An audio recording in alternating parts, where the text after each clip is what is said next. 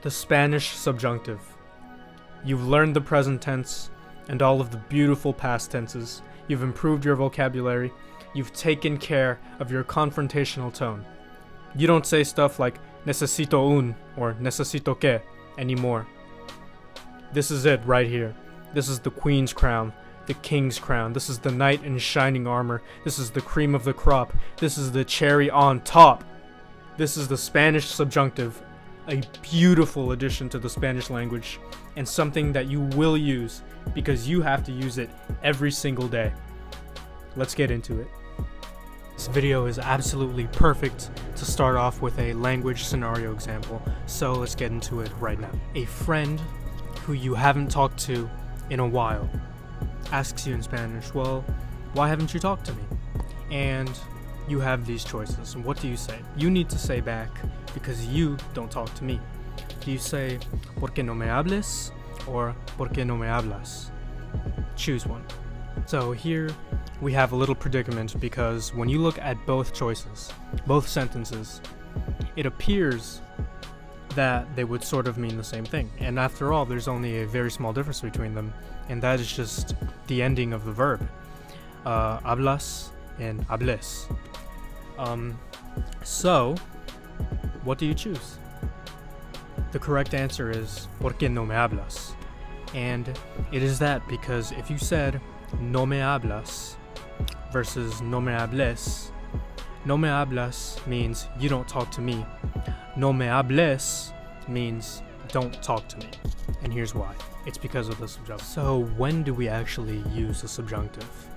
We use it whenever we have interpersonal statements. So when you ask somebody to do something for you. So quiero que me, stuff like that. You also use it when you have something like ojalá, which directly translates to, if God lets it happen, or hopefully, by God's grace, if something happens. Ojalá is one of those things where you will always use the subjunctive for it. There is no exception. You will always use the subjunctive whenever you have ojalá. For my Spanish speakers, it is pretty much an even 50-50 split between those of you who can correctly use your intuition to know when to use the subjunctive and those of you who can't. And that's very interesting, and the reason why that is because, at first glance, like I said, the difference between hablas and hables is sort of small. Some of you may speak Spanish fast, you just glance over it. The truth is that you can actually speak Spanish without using the subjunctive. It's not necessary to use. Will people notice? Yes.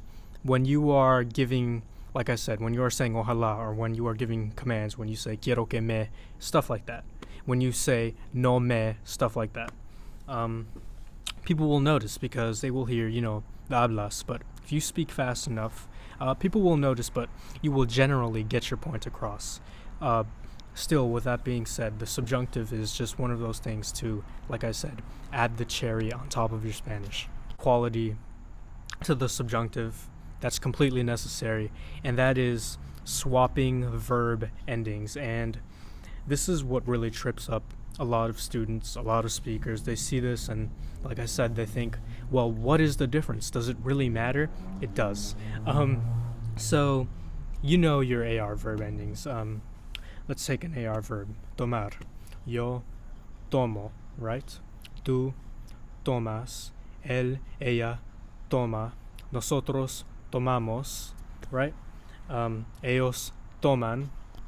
And you have those AR verbs, and they have those AN endings. Those A endings, those AS endings. Well, when you're using the subjunctive, it is completely flopped. Those AR verbs get the ER, IR endings, and those IR verbs get the AR verb endings. And that's to differentiate it for when you're using those specific rules to use the subjunctive, because if there was no such thing, then it would be hard to communicate with other people. Like I said, you can get by, but that's just because of the tone of your voice. Perhaps when you're writing the exclamation points, the question marks, the things that signify emotion when you're using the subjunctive. So yeah, the endings are swapped. Like I said, AR turns into ERIR, ERIR turns into AR.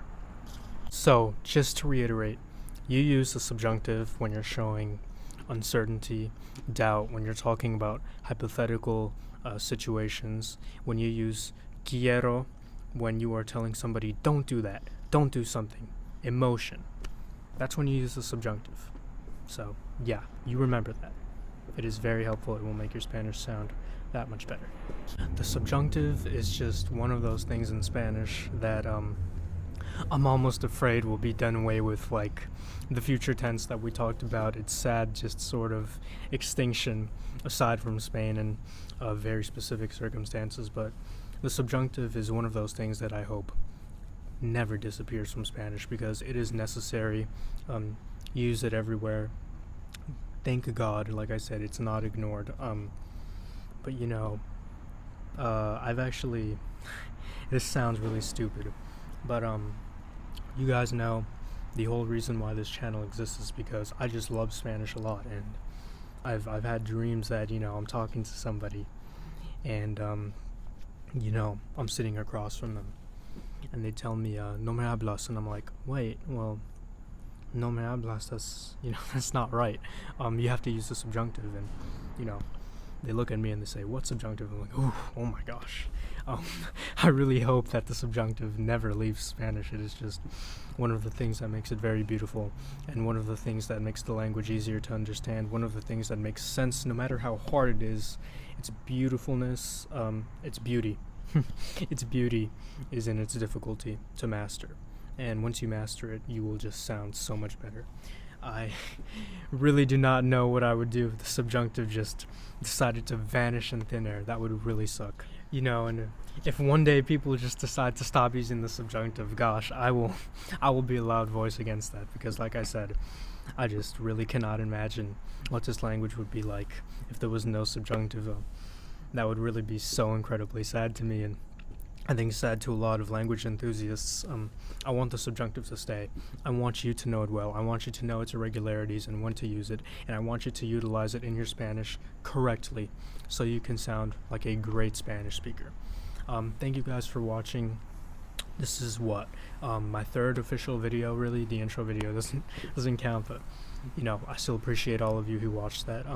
But yeah, I don't really see myself getting into any of the other things I mentioned because Spanish is sort of my calling, my obsession, something I think about day to night, something that I love, something that I want to improve. So thank you to those of you guys who subscribed and who watch me and sit through this, just watch me talk about the thing I love, Spanish. So thank you guys, and I will see you in the next video that is probably covering another verb tense, but a rare and fun one, and sadly dying one. Again, all these dying verb tenses, gosh, I really don't want it to happen to any more. I hope the past tense just doesn't go. Like I was telling you guys, it's way easier to say some things in another past tense than in another one, and we will get into that again in a more in-depth video. But seriously, thank you for watching me talk about my passion. Until the next video, thanks guys.